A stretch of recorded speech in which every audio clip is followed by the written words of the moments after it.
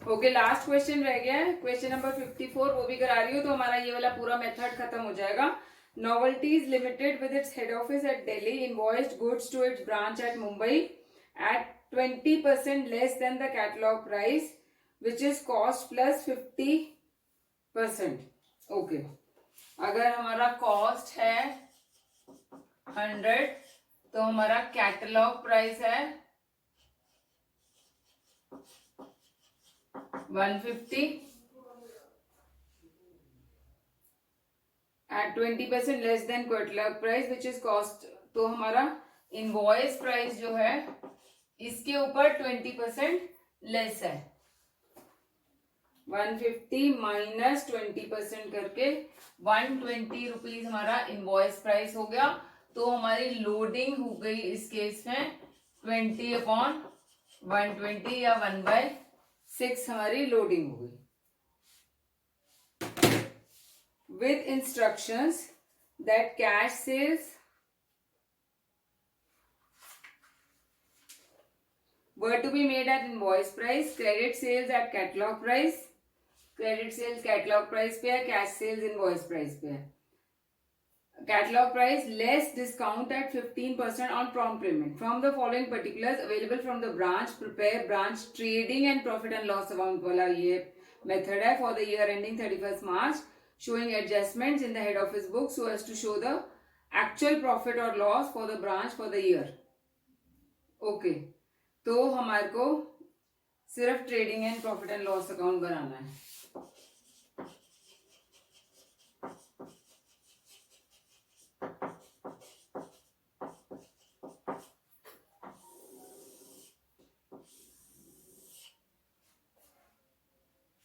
Opening stock 12,000, debtors हमें opening दिया हुआ है। ओके, फिर उसके बाद goods received from head office 2 goods sent 1,32,000। उसके बाद सेल्स दी हुई है बाय कैश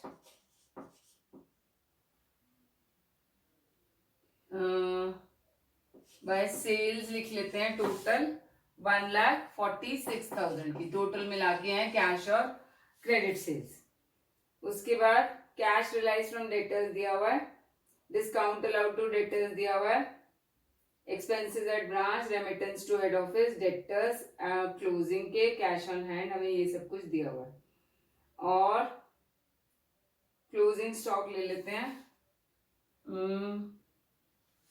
क्लोजिंग स्टॉक हमारे को इसके अंदर दिया नहीं हुआ है तो हमें कैलकुलेट नहीं, क्लोजिंग स्टॉक दिया हुआ है, कैश ऑन हैंड दिया हुआ है, स्टॉक ऑन 31st मार्च भी दिया हुआ है। तो बाय क्लोजिंग स्टॉक 15,000 हमें दिया हुआ है। उसके बाद क्योंकि ये सारा कुछ इनवॉइस प्राइस पे है तो या तो हम इसको यहीं पर कॉस्ट प्राइस पे दिखा लें या इसका स्टॉक रिजर्व दिखा लेते हैं। तो इसको 1/6 करेंगे बाय स्टॉक रिजर्व, क्योंकि trading and profit and loss account हमेशा एट कॉस्ट बनता है। तो इसको 1/6, 6 2 12, 2,000 ये हो गया लोडिंग इसकी, और 2 स्टॉक रिजर्व 15,000 का डिवाइड बाय 6 कर लो, 2,500 क्लोजिंग का स्टॉक हो गया, सॉरी स्टॉक रिजर्व हो गया। उसके बाद गुड सेंट का भी लिख लेते हैं, बाय गुड सेंट, ये भी इनवॉइस प्राइस पे दिया हुआ है।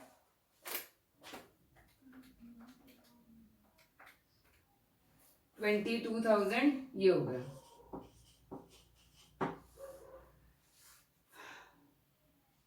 लॉस ऑफ स्टॉक हमें निकालना पड़ेगा क्योंकि it was further reported that a part of the stock at the branch was lost by fire not covered by insurance whose value is to be ascertain. तो हमें कैलकुलेट करने पड़ेगा ये। तो calculation of loss of stock,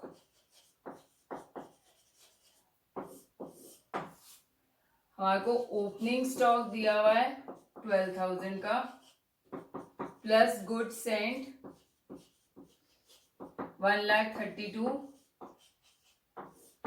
1,44,000 हो गया, minus cash sales.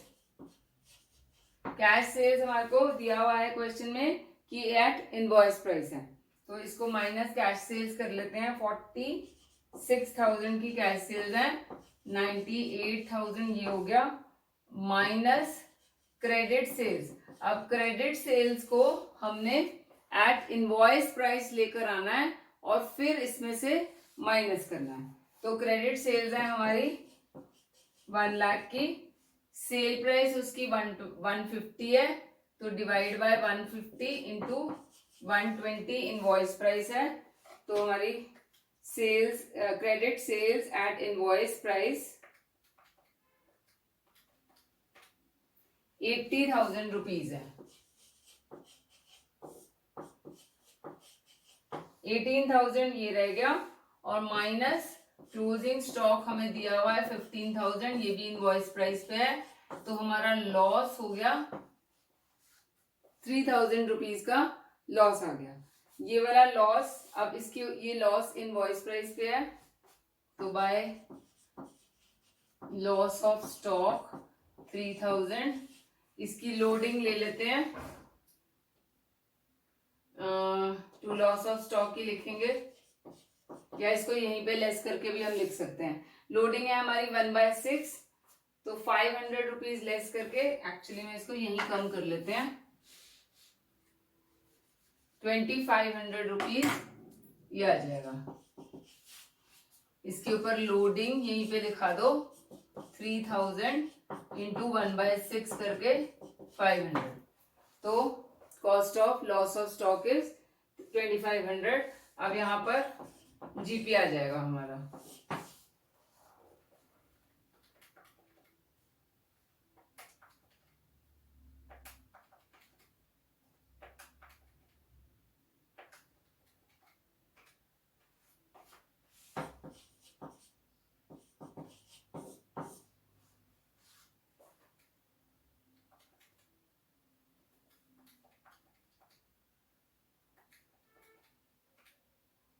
$41,000 हमारा GP आ गया।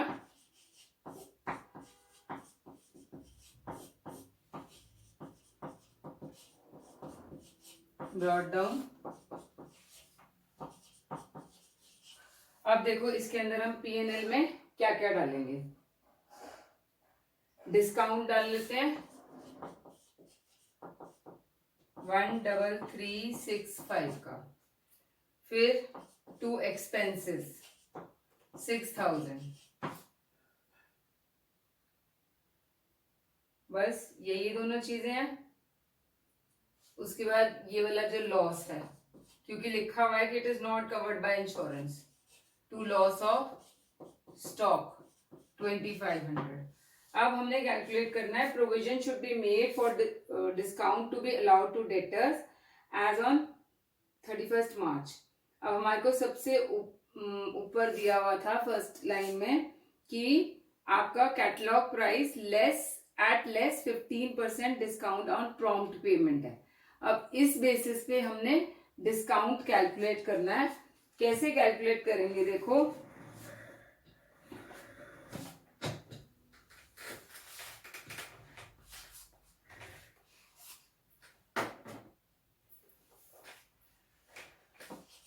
इफ डिस्काउंट इज ₹15, तो हमारे डेटर्स हैं 100 रुपीज। 15% डिस्काउंट ऑन डेटर्स बोला हुआ है ना, डेटर्स अगर 100 है तो ही डिस्काउंट मिलेगा 15 रुपए। अगर हमारा डिस्काउंट ये है 1,3365, तो हमारे डेटर्स कितने हैं, 100 डिवाइड बाय 15 इंटू 1,3365, कितने आ गए डेटर्स,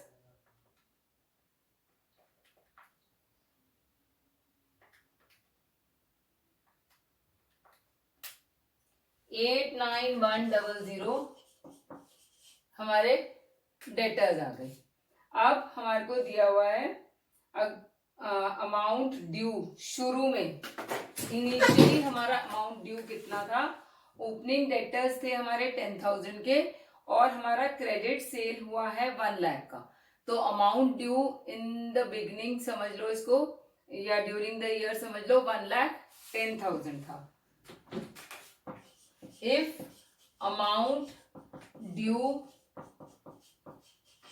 1,10,000 है तो आपके डेटर्स थे 89,000 रुपीज, 89,100।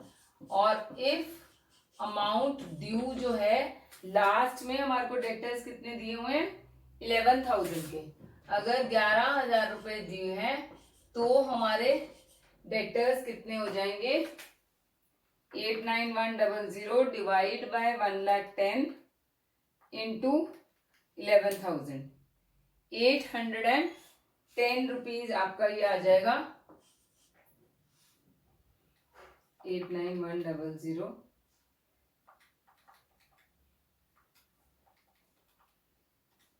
8910 सॉरी 8910 हमारे डेटर्स आ गए। अब इस 8910 पे हमने 15% डिस्काउंट देना है, जिसका प्रोविजन क्रिएट करना है, प्रोविजन फॉर डिस्काउंट 8910 पे 15%, 1337 ले लेते हैं। ये हमारा डिस्काउंट अमाउंट है, इसको यहाँ पे हमने दिखाना है, टू प्रोविजन फॉर डिस्काउंट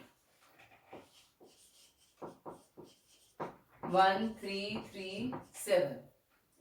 अब हम कैलकुलेट करते हैं हमारा प्रॉफिट, और तो कुछ नहीं रह गया, एक बार चेक कर लेते हैं सारा कुछ।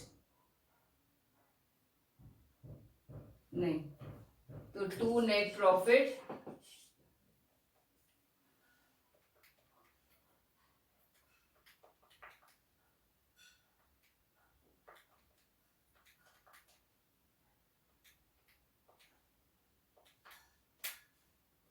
$17798 हमारा प्रॉफिट नेट प्रॉफिट आ जाता है। तो इस क्वेश्चन में हमारा ये जो डिस्काउंट की चीज निकालने वाली थी ये थोड़ा सा डिफरेंट है। तो इसके साथ हमारा ये वाले जो debtor stock and debtors method वाला जो ब्रांच अकाउंटिंग का मेथड था वो कंप्लीट हो जाता है। दो इंपॉर्टेंट मेथड्स आपके कंप्लीट हो गए हैं। 99% आपके क्वेश्चंस इन्हीं दोनों में से आते हैं। बस मैंने एक या दो क्लासेस और लगानी है सिर्फ, जिसमें आपको एक क्लास में होलसेल प्राइस मेथड करा दूंगी, एक क्लास में आपको इंडिपेंडेंट ब्रांचेस अकाउंट करा दूंगी, and then we will be over with this chapter. So we'll continue in the next class.